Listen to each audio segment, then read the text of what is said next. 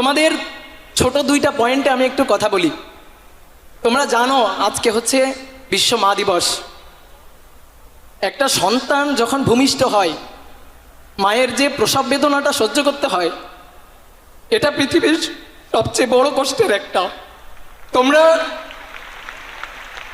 সবসময় দেখবা মা এই প্রসব বেদনাটা সহ্য করার পরেও হাসি মুখে এটা মেনে নেয়। তোমার হাজার দেওয়া কষ্ট সব কিছুই মা হাসি মুখে মেনে নেয়। তোমরা মাকে কখনো কষ্ট দিবা না। তুমি যখন ক্যাম্পাসে আসবা, তুমি বাসায় যাওয়ার পরে 1 মাস 2 মাস 6 মাস পরে বাসায় যখন যাবা, তুমি বুঝতে পারবা যে তোমার মা আসলে কতটা তোমাকে ভালোবাসে।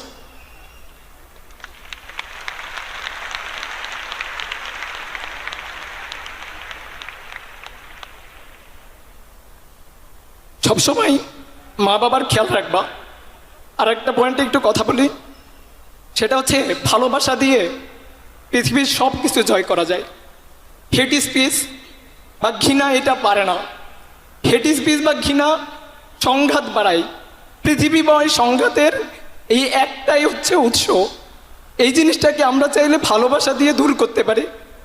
তো তুমি সামনে একটা ক্যাম্পাসে যাবা, তোমার 64টা জেলার বিভিন্ন ধরনের সহপাঠীদের সাথে তোমার পরিচয় হবে।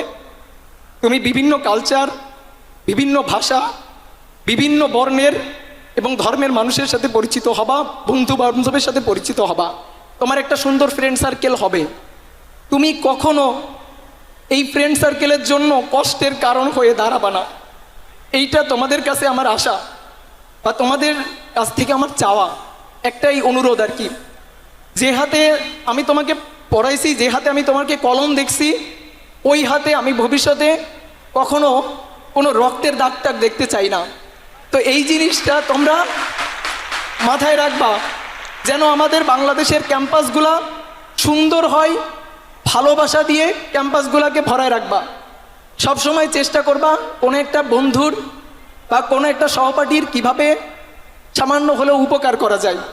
সবসময় চেষ্টা করবা তার পাশে দাঁড়ানোর, তার প্রতিকূলতা হবার বা বাধা হওয়ার কখনো চেষ্টা করবা না।